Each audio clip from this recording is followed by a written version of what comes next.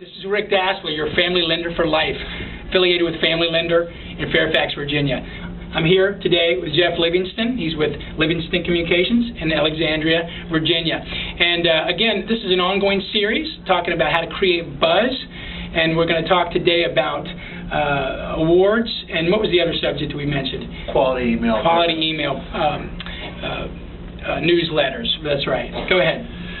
Well, awards are a great way to generate buzz about your company. For example, if you become a Deloitte Fast 50 company or an Inc. 500 company, people take notice of that. Unfortunately, usually stockbrokers. But no, really, a lot of people do see those lists, and they make a big difference. And so if you can get your company or yourself as an organization or individual acknowledged by a third party, that's a good way to really get some recognition. And that's what you're talking about, third-party acknowledgement. That makes a lot of sense. It's always about credibility. I just had a client that was announced as a woman who means business by the Washington Business Journal, and it's really helping her networking organization. And who is that?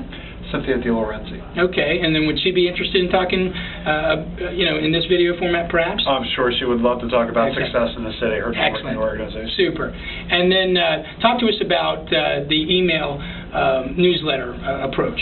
Absolutely. I still think email is a great, powerful mechanism. The reality is email is infinitely forwardable, so that can create a viral type of push for you. However, most companies and organizations get stuck in themselves. They write about themselves, and kind of beat the chest a little bit. The reality is you have to think about what your target audience is interested in and give them what they want. Give them value, give them information that matters to them, not necessarily to you. You want it to be tangentially connected to your business. However, you want it to be really something that they'll be interested in, that they'll want to read, that they'll want to forward to other people.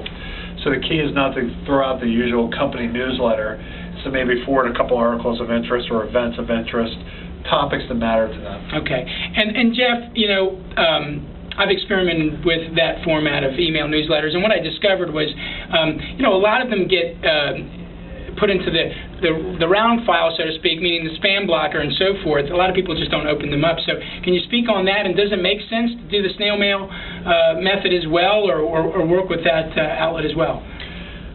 That's a good question. You have to consider what conversion rates you're looking for. I find that if I could get a 5 to 10% conversion rate, I'm happy with that on my email programs.